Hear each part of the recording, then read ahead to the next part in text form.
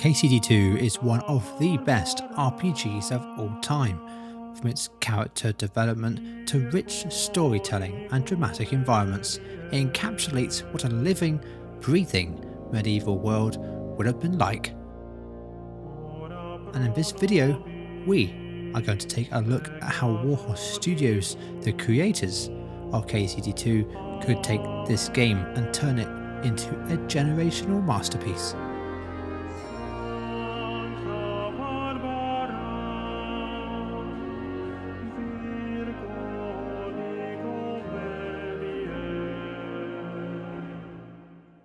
But instead of just seeing the praises of this game for the entire video, I want to delve a little deeper into why this game is not just a game, but possibly and could be a true masterpiece. One not seen since maybe Red Dead Redemption 2. Now I know that's quite a high pedestal to try and jump to, but KCD2 has a lot of very, very similar vibes to Red Dead Redemption 2, but we could talk all day, really, about KCD2 in all of its glory, the vast expanses of Bohemia, the mountains, the hills, the valleys, the towns, Gutenberg itself, the dramatic main city that you find yourselves in. We could talk about the combat, what it's taken from KCD1 and expanded on to create a gritty, dynamic, realistic, but also approachable system. We could talk about the unique ways which players can immerse themselves in the world. From a noble knight to a thieving villain, you can choose your way to play the game. You can choose not to steal, you can choose to steal. Both have consequences. And all of these things demonstrate why KCD2 is one of the best RPGs that I think we have ever seen, but also have seen in the last year. However, all these things you could technically apply to a lot of other RPGs. For example, you can see that Elden Ring has a far more robust progression system, has better replayability. Games that allow you to do the characters over, you could even say Assassin's Creed has that in some cases, although that's very, very niche. And all these games are good, but in my opinion, they don't compare to KCD2, and maybe that's just me liking the historical genre more than the fantasy. And by the way, these games are not bad, they're far from it. I'm picking deliberately high-performing games, high-rated games, because I need something to compare a high-rated KCD2 to, but they're not bad in any stretch of the imagination, and so don't get that mixed up with what I'm trying to say. Let's go quickly to Red Dead Redemption 2 before we move on to KCD2. The storytelling and the character development in that game is actually unreal. It's so crazy to even try and wrap your head around. And I think it's unmatched even against its fellow in-house competitor GTA. I think GTA is great, but it's not really captured my imagination the same way as Red Dead. The level of depth the player gets to invest in these characters is off the charts. You get to invest in each and every one of them, pretty much. You get to know them, you get to understand them. The game gives you as much depth as it's possibly able to without going too far into the RPG element. By the way, there are spoilers coming up, so if you do want to skip this part, I've left a timestamp down below. If you haven't seen Red Dead, I really encourage you to skip this part of the video because you will ruin it for yourself, and there's no taking that back. So if you want to skip to KCD2, because it is a little bit of a not quite as robust a story, I'd say. I think you can play KCD2 knowing the ending relatively well. With Red Dead Redemption 2, I don't even want to mention what the ending's like if you haven't seen it. So please click the button and skip. I'm telling you to skip my own content. That's crazy. That's how much I value this game's storytelling and ending. So the way the Red Dead is written and pieced together is outstanding. Even from the beginning, you have things that are left and lingering throughout the entire story, lingering all the way through. It's a masterpiece in creative storytelling. You can apply this to lots of things again. Like you can say, this is better, this game is better than this in this game. But I think there's one way to tell whether a game is really a true masterpiece, and that's if the ending of the game makes you feel as emotional as possible. Remember, you've put time and effort into this character, and if the game is truly a masterpiece, you'll feel something at the end when that character either lives or dies or moves on.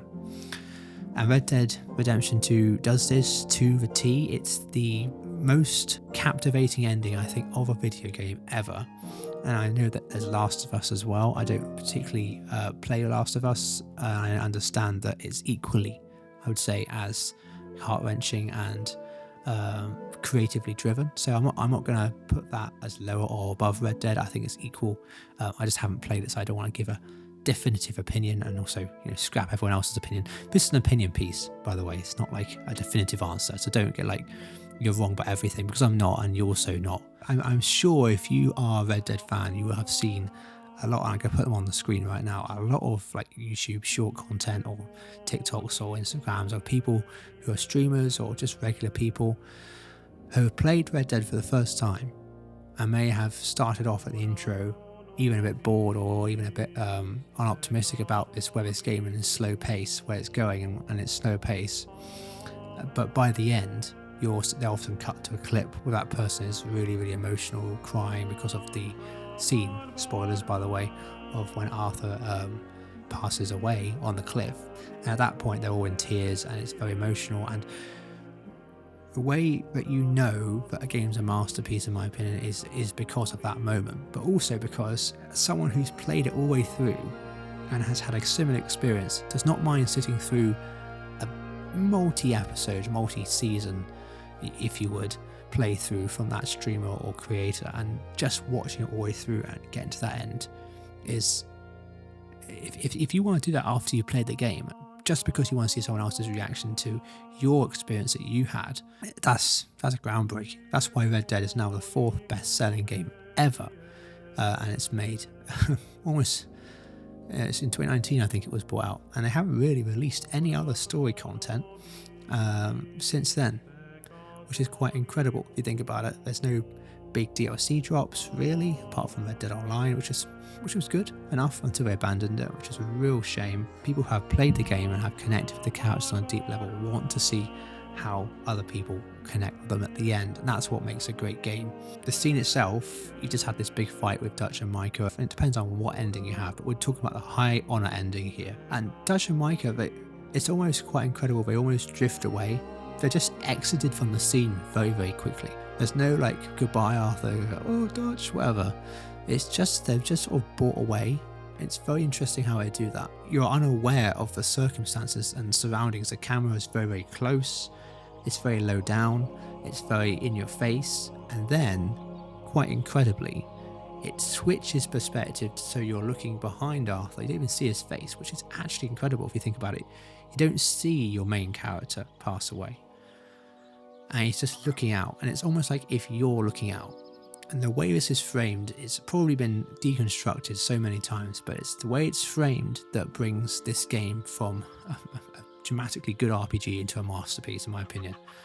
It's that scene where there's so much grey and darkness, and then it's brought into this sort of almost yellow-like sunrise, and it's orange and yellow colours, and Arthur passed away. But you don't just finish there. You then go into a scene where you're looking at an animal, a deer or a wolf, depending on which scene, but I just stick to the deer for now. There's no words, none. The deer represents so many things. Like for me, it's almost like Arthur is being encapsulated by the deer. Like he succeeded even though he failed, because he had peace at the end, and that deer represents peace. May represent something different to you, but when you watch that scene, there's this music that's playing in the background, and it's written specifically for this scene by an artist, and the words are, "May I stand unshaken amidst this crash of the world, or amidst this crushing world." Sometimes I think he says fragile world, but I can't really tell. I've looked at so many websites that have different lyrics, so I don't know. But I like to think it's fragile world, or crashing world, or crash of the world. I think he kind of blurs his words a little bit intentionally as well. For me, when I first watched that scene, it was like the words disappeared, because your mind is now transferred into all of the character experience that you've just experienced for the last however many hours you've played with Arthur. The words almost dissipate, just as Dutch and Micah have dissipated, because you're now visually seeing a deer, right?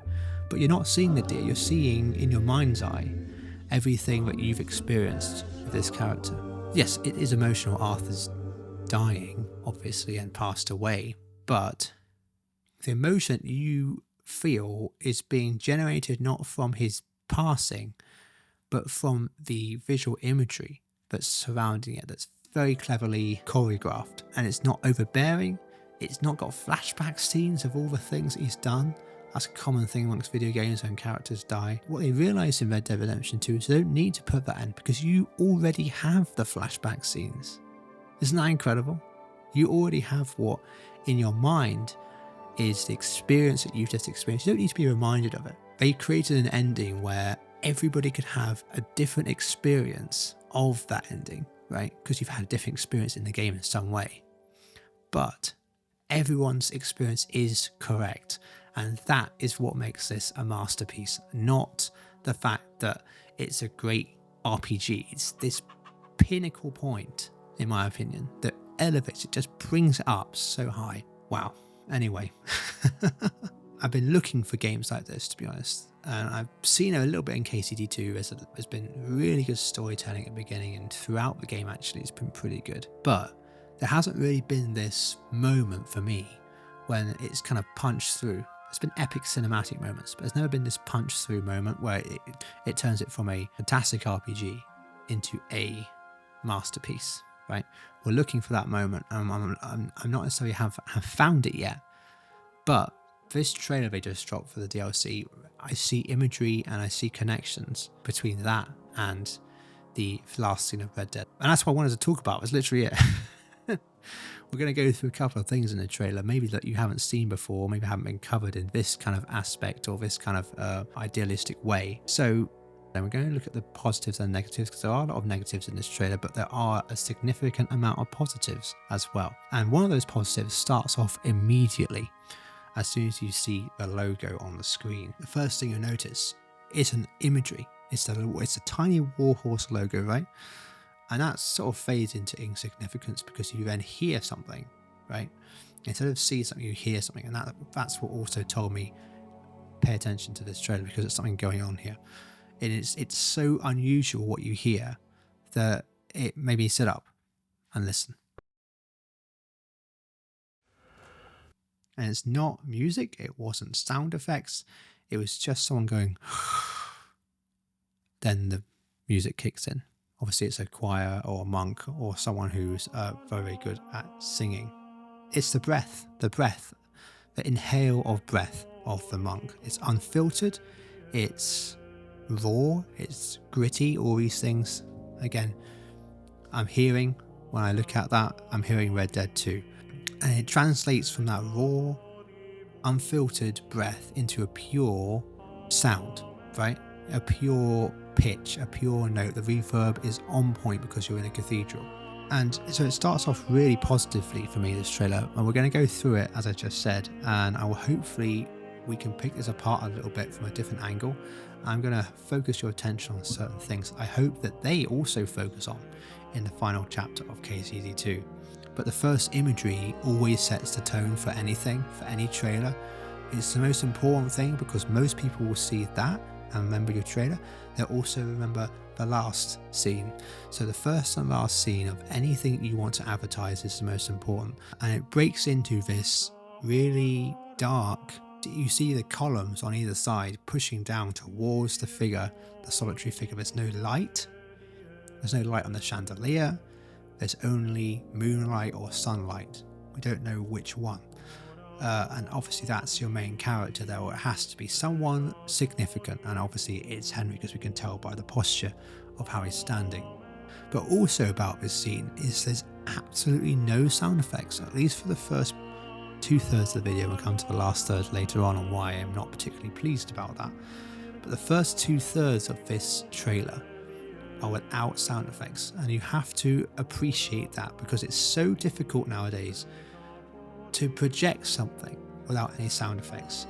As a video editor, the first 30 seconds of a video are the most important parts, and you add in as much sound effects to try and keep that retention going. You're trying to give that hook, and the way you do that sometimes is with the SFX, is with the whooshes, the rises, the clinks, the dings, all those things just activate sort of little hooks in your mind. And yet in this trailer they decided to go with none, and you can either go with lots or none. The middle ground is a little bit like, sometimes it's good, sometimes it's bad. But if you go with none, you have to be really, really confident in your ability to portray emotion through visually what's on screen and audibly. It's got to be something, and in this case it's music. And sometimes having nothing is actually far more audible than having lots of stuff going on. Like, for example, and I'm not bashing this game because I also have bought this game, Battlefield 6 dropped a lot of trailers beforehand and they were all very punchy, they all hit hard, they had a lot of sound effects, helicopter crashes, bombs, explosions. All that stuff is great, by the way, because that's what you expected from Battlefield, but they went the other way. They pushed SFX hard. This side, they pushed it away, almost all the way, to allow the player to generate their own SFX in their mind. And that's what you're doing when you're watching something visually that's captivating. You're actually experiencing it as if you were there. We've touched on the first scene. Let's expand that a little bit more. It's inside a cathedral, obviously, but from a lighting and imagery of just how big this space is, you are sort of more like it's a tomb, right? It's a crypt. It's dark, it's grey, it's very ominous. There's no light shining through, but it's not scary, it's just uneasy, it's ominous. Now, this is where I have my first criticism of the next scene. The camera's panning in, right? But it's quite a bright shot because you've just come from a really dark shot, really ominous, misty shot that makes you feel quite enclosed, right? But yet you're quite in a quite expansive space as Henry. Very, very clever how they've done that. But then you're sort of ripped out of it a little bit into this really quite bright cathedral shot. And like, I get it, but we already knew we were in a cathedral. So why are we telling the viewer what they already know? Obviously, they want to show off this awesome model we've got going on here, the cathedral model. And I've got no problem with that. I love the model. I think it's absolutely amazing. We don't need to be establishing in scene 2 what we've already established in scene 1. But we can develop this shot a little bit better. And I think if this shot was a little bit more mysterious, a little bit more dark, a little bit more ominous, it could work. So there we go.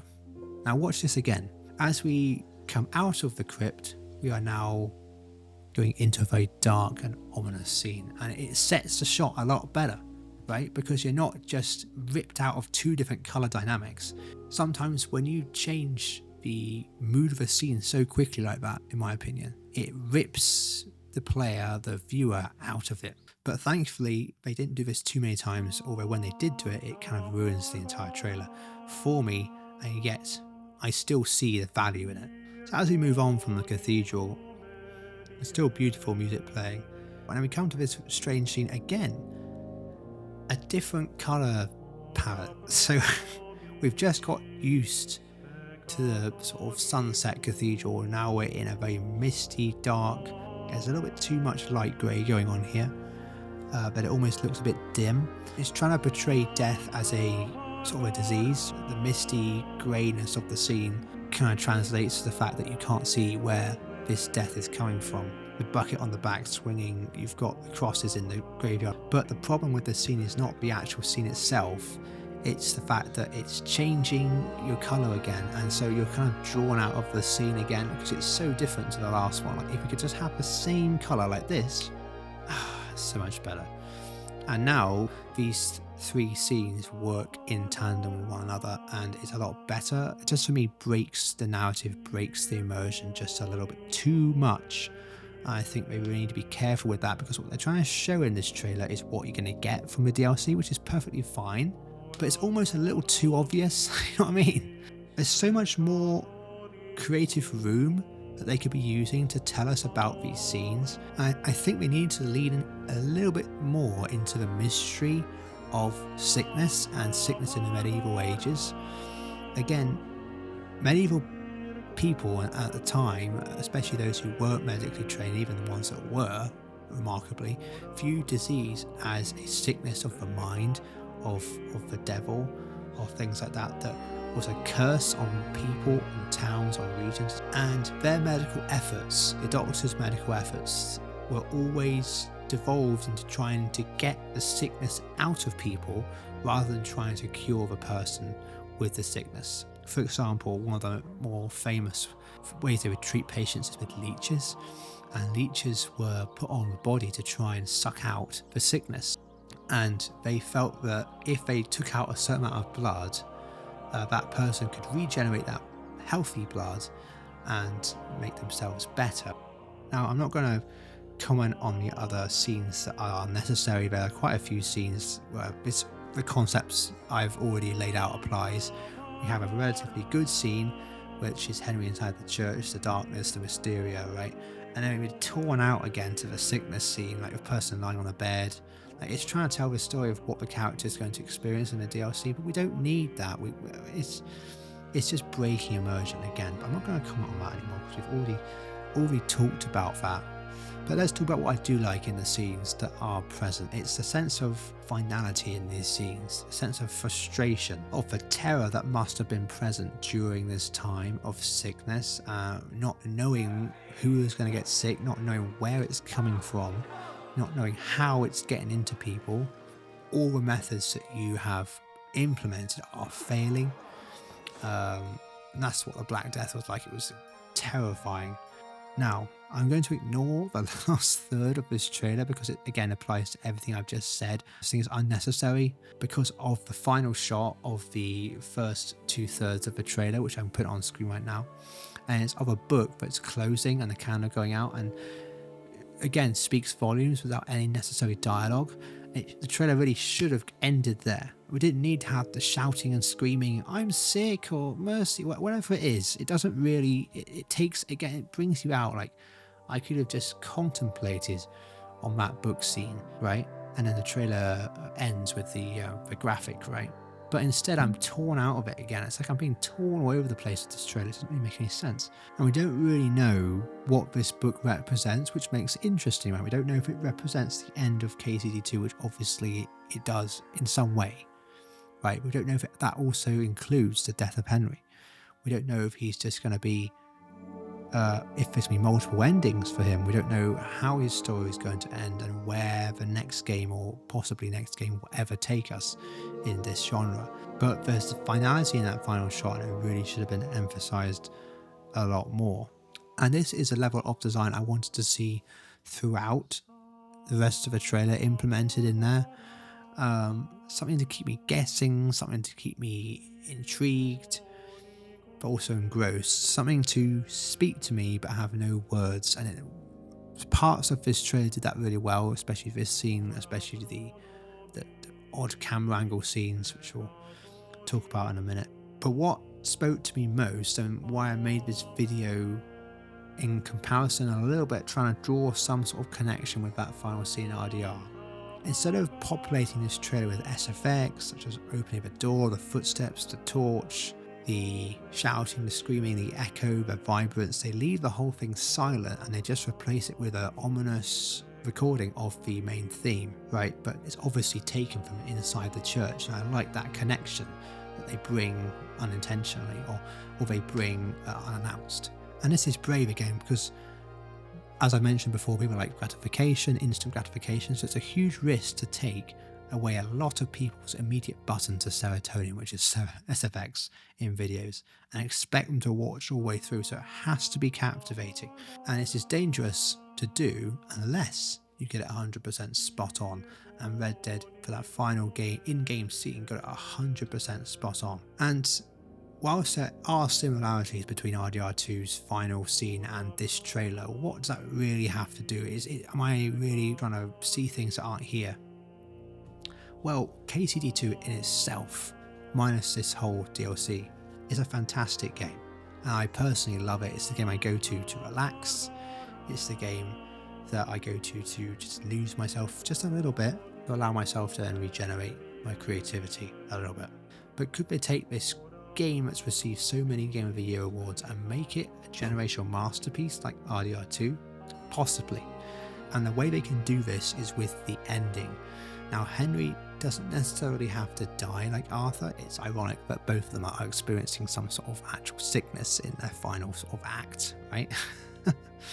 But Henry's death is a possible outcome of this, especially when you consider the different factors of the trailer, that he's being surrounded, it's very dark, it's sort of a crypt, and it takes you a second to realize what you're looking at sometimes, and that's good, by the way. That's absolutely what they should be doing. Let me take you through a couple of these scenes. There's a lot of scenes that have opposites, right? And when you use opposites in imagery, like light and dark, it really speaks volumes. You expect to like marching down, like everyone's very, very serious, but it seems like when they walk into the church here, right? You'd expect any trailer to be able to see them visually walk in. You know, the doors open, right? They walk in and you expect them to like marching down, like everyone's very, very serious, but all you can see is a top-down view from a strange camera angle, which is a good thing, not a bad thing. And all you see is a torch and a few faint outlines of the church and of the people. Again, visual imagery making you connect the dots. Then we have spectre-like figures that surround Henry. There's no real reason for it. We don't really know who they are, why they're here. The closing of the doors, again, strange colour palette, but it doesn't matter. It signifies, again, no escape from either the sickness or whatever this other thing is, right? And then we have some other interesting shots that deserve to be in there, I think. It's just a shame that they were used in the wrong colour palette. The empty corridors, I think, is a fantastic shot that they really been undervalued, I think. First of all, it's on a weird angle. It's got a sort of right angle. I've seen corridors like this in the UK. They do exist. It's very interesting how they're built. It has like a graveyard garden in the middle, and there'll be a corridor that goes all the way around. Fascinating, it really is. But the way that the camera is portrayed, it's almost like a CCTV camera. It's fantastic. And it's a fishbowl camera. You can see it all the way down both ends of the corridor. You see these figures moving. It makes you uneasy, the shape, the design, why it's even in there, like, you know what I mean? But it deserves to be in there because it adds to the effect of emptiness, openness, endless corridors that Henry's going to have to escape out of, sort of thing. It just makes you feel uneasy. The cinematography excelling again, just as it did in RDR2. It makes me excited to see brave design choices like this. And this is accompanied by the silence of the entire scene, of the instruments and the vocal track, and it really pieces together the vibe. It's not necessarily like scary music. Like, you could listen to it quite a lot. I have listened to it a fair few times now, I can say, and it doesn't make me feel uneasy when there's no accompanying visuals. And when I watched this, I thought that if they could capture this vibe of these particular scenes that I've outlined, the same emotion, the same intrigue, the same tension, the same uneasiness, and put that straight into the ending of KCD2, and we could have possibly an elevation of this game from a fantastic game to a similar but not the same masterpiece level of RDR2. I really think that if they nail this ending, don't try and overcomplicate it, don't try and over dramatize it, just use visual imagery, use tone, use vibe, use just the music coming in. Maybe you don't even have any sound in the game except for the music. Something brave like RDR2 did with this scene with the deer. Relatively simple scene but translated so well into the game. If they could really bring that through with KCD2, hit the end of this game hard and bravely. We can't compare masterpieces to each other. We can just sort of put them in a circle which are equate to each other, but it could be in that circle, right? I seriously think so.